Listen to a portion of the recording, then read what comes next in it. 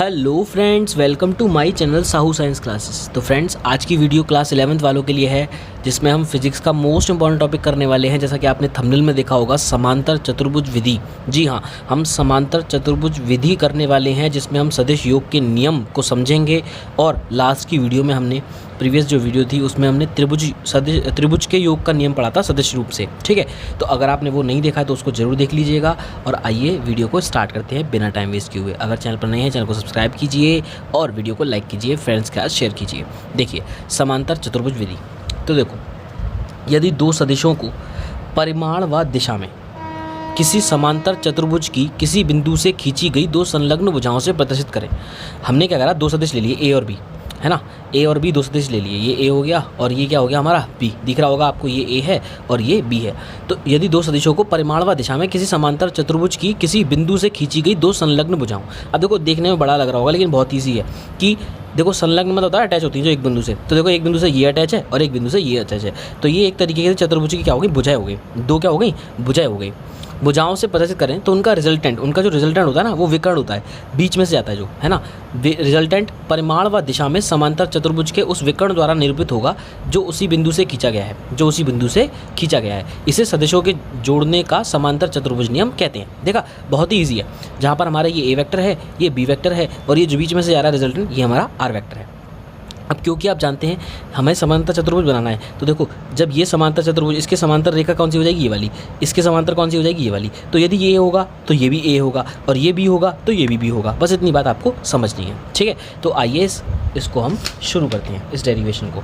कैसे डेरिवेशन को हमें प्रूफ करना है, तो इसको मैं आपको यहाँ कॉपी पे बना लेता हूँ, दूसरी वाली पे। अब देखिए, हम थ्योरी को देखते हैं और डायग्राम को समझेंगे। माना दो सदिशों ए व बी परस्पर थीटा कोण पर झुके हुए हैं। तो हमने देखो, ये आपके सामने मैंने बना लिया, जैसा वहाँ डायग्राम बना था पीछे। तो हमने देखा ये ए है और ये बी है और ये ओ बिंदु हो गया और ये दोनों एक दूसरे के बीच में कितना एंगल बना रहे हैं, थीटा। तो यानी ये पूरा एंगल कितना है, थीटा है। पूरा एंगल कितना है, थीटा।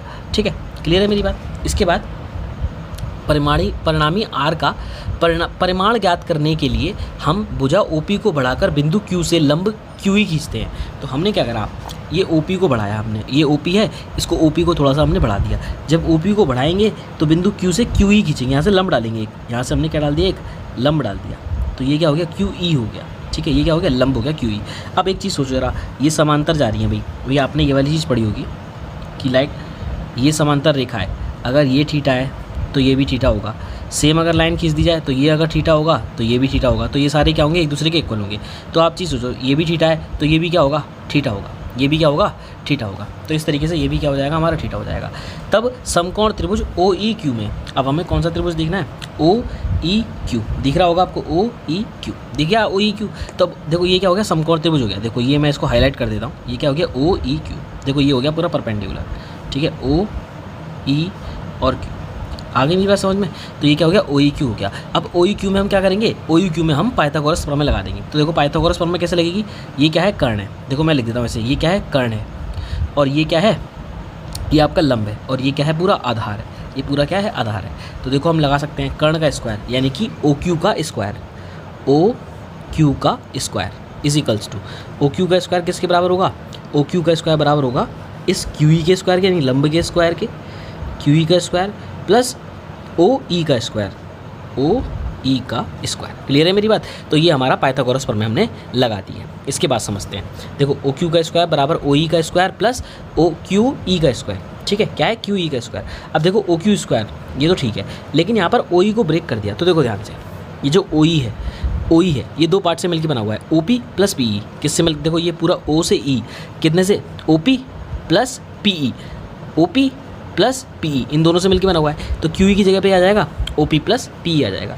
तो देखो, ये हो गया ओ क्यू का स्क्वायर और इसकी जगह पे आ जाएगा O P plus P E का होल स्क्वायर और प्लस ये हो जाएगा ओ ई का स्क्वायर। क्लियर है मेरी बात। देखो, ये चीज़ कर दी हमने सिंपल, समझ में आ गई मेरी बात। अब देखो, इसको हम खोल देंगे होल स्क्वायर को।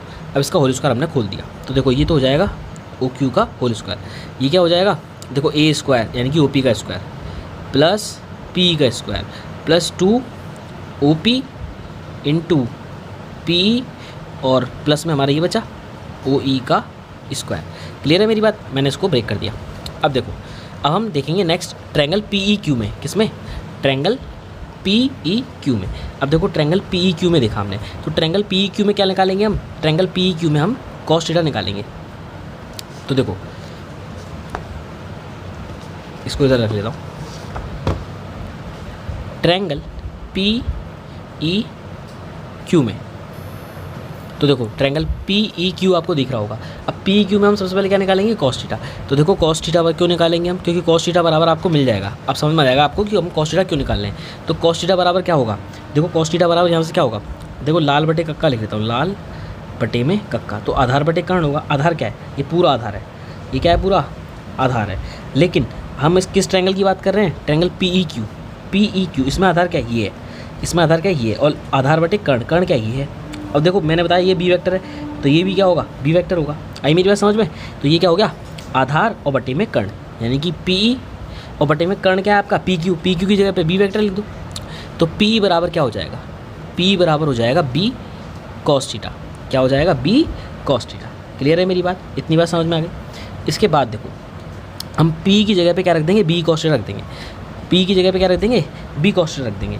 लेकिन एक चीज़ समझो जरा, इधर देखो, इधर इसको देख लेते हैं, पहले लिख लेता हूँ, OQ का स्क्वायर बराबर OP का स्क्वायर प्लस, अब एक चीज़ ध्यान से देखिएगा, ये क्या है, ये हमारे पास क्या है, PE है, ये क्या है हमारे पास, PE है, ठीक है, ये हमारे पास PE है, और यहाँ पर देखा हमारे पास PE है, तो इसकी जगह पे B cos थीटा तो हम डाल सकते हैं। लेकिन हमें एक चीज़ समझनी होगी यहाँ पर, ठीक है, कि देखो एक काम करते हैं छोटा सा, बस इससे पहले एक छोटा सा काम करेंगे।